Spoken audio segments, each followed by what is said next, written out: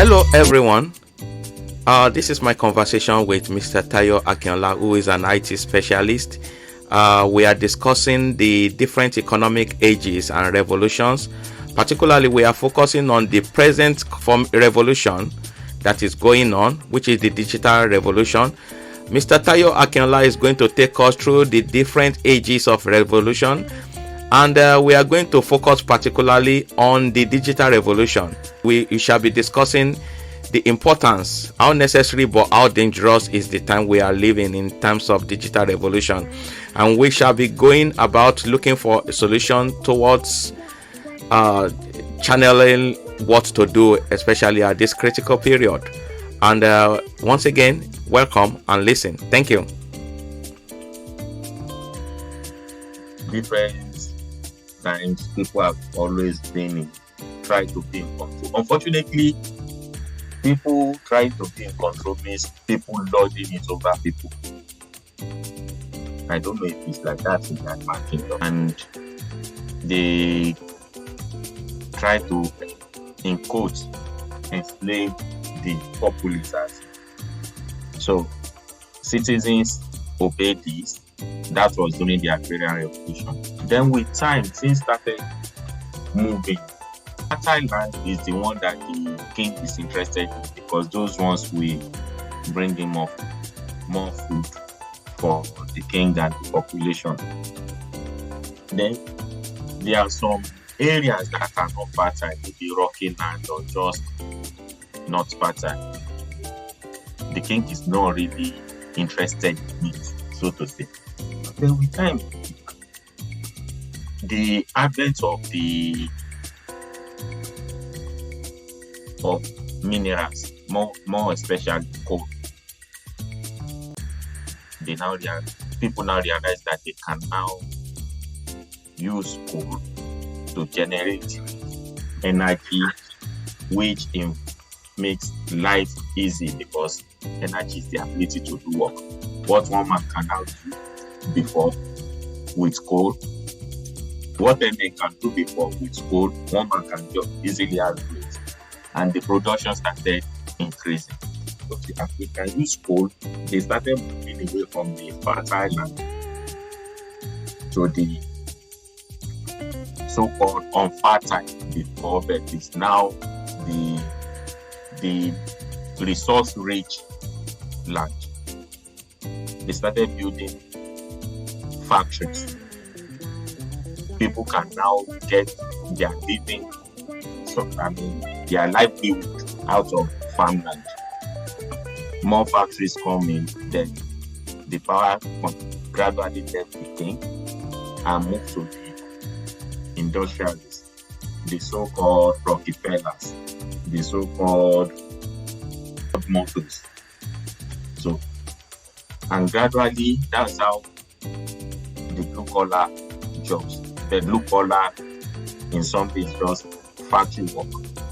Then with factory work, then we started having the accounting, the economies that doesn't really need to do the factory work, and that they need to keep the books, and that's how the white collar job. Now, after the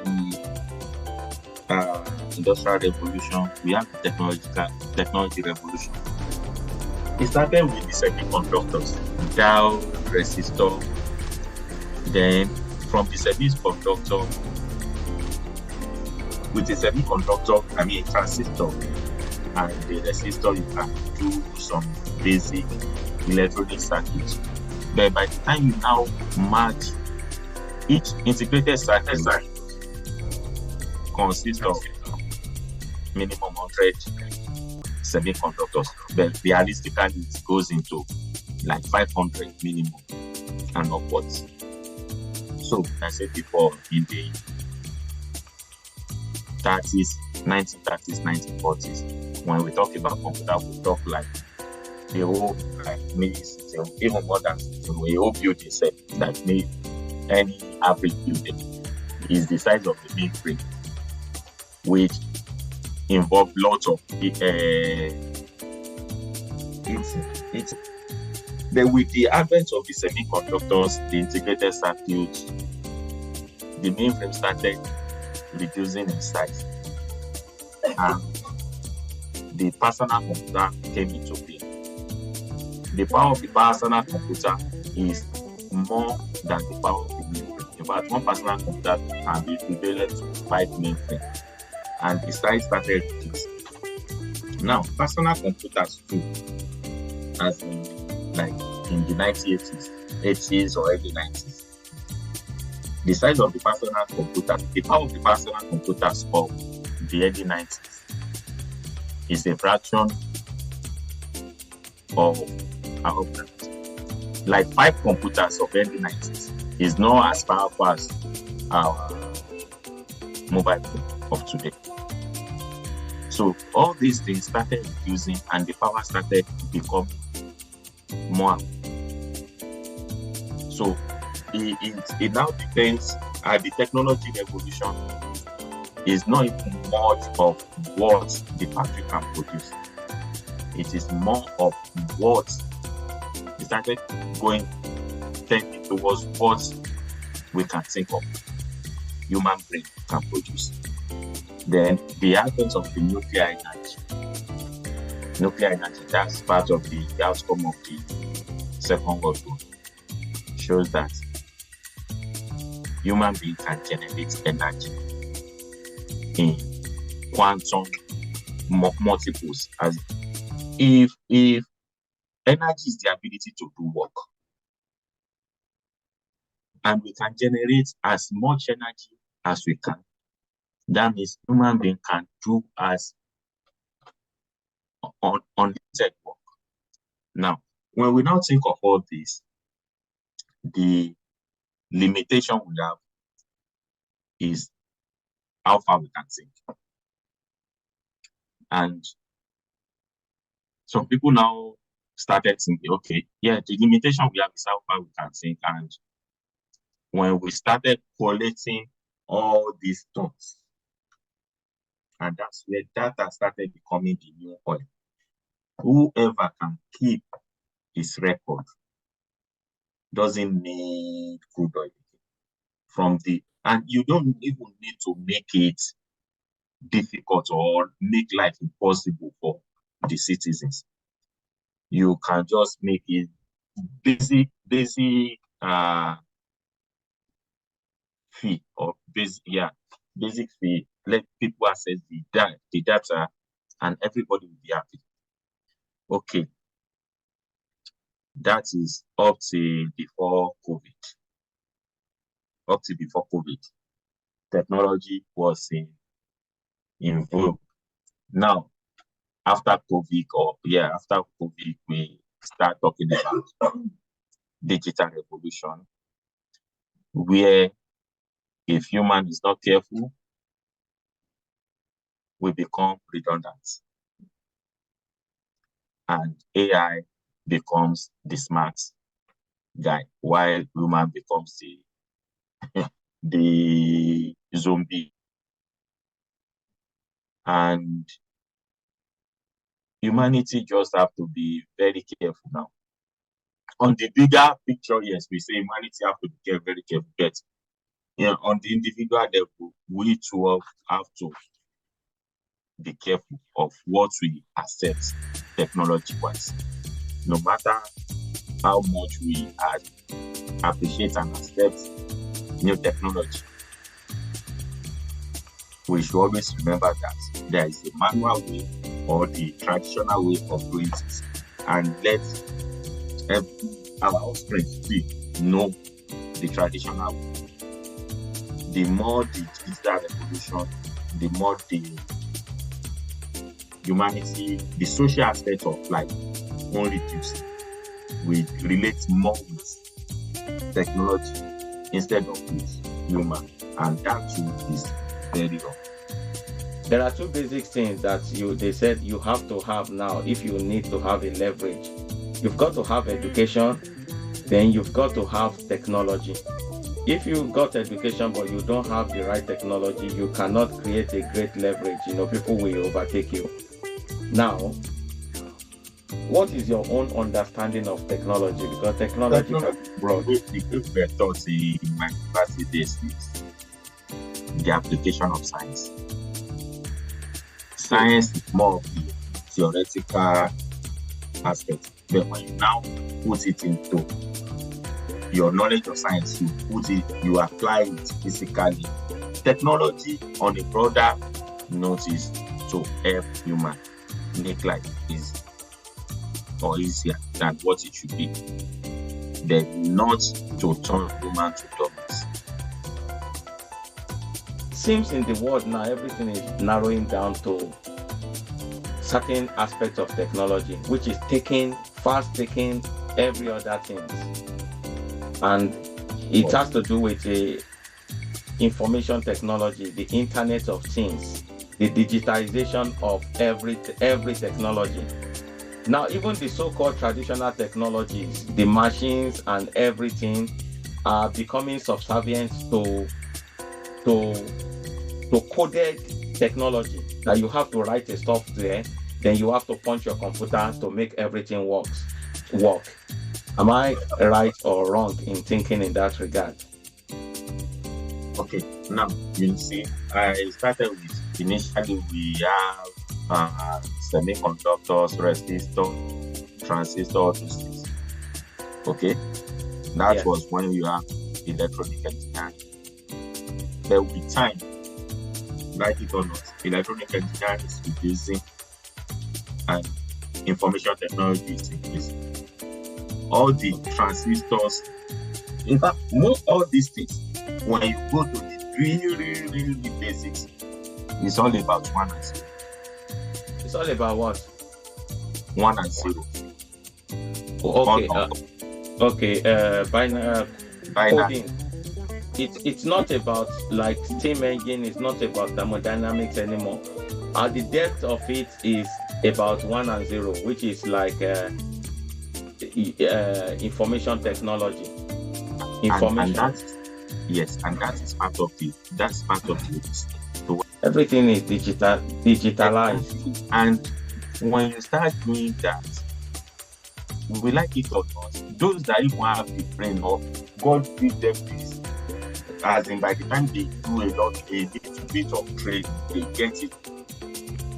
We are making them, we as humanity is making them business gradually. Humanity should not submit to machine or to one. Humanity should be in control. Unfortunately, you understand? So those are the power we should be careful of. And it's beyond me, but part of it is that at least I am aware. If it for power to be concentrated on one person or even one country alone, I don't think it's the right way to. It is not. So Yeah, I mean, it's a source of concern because actually the genie has been let out of the box. It cannot be put back again. AI has become, I think it has come to stay. There are two solutions to that. I think if there could be a global consensus to kind of create a policy that would create a rule surrounding it, just like they did with nuclear energy production. Then the other one is not a solution in my own part, and but people like Elon Musk is already building something in that light. Say that okay, now that AI is coming and it is evolving into AGI, now what he has to do is to counter it. You have to human beings would have to compete. Now his own method of competing is to create other AI and to plant it in human beings so that human being will be also super intelligent so that they will compete with robots. But we are heading to a very dangerous unchanneled zone, and we can't go back. It is very important, like we are saying, to understand the basics, because when the chips are down, we will scramble for the basics. We will scramble for 1 plus 1 equals 2, using log table and things like that. Maybe even not even using log table, using our mental faculty to be able to get something clean. But the fundamental knowledge is getting lost fast, and it will be to our advantage if we can get back to fundamentals. Otherwise, I see no solution to this problem. Another question I would ask you, if you were asked what are 2 important things necessary for civilization? Energy, information. When I say information, digitization, and money, which comes first? Energy. Which comes second?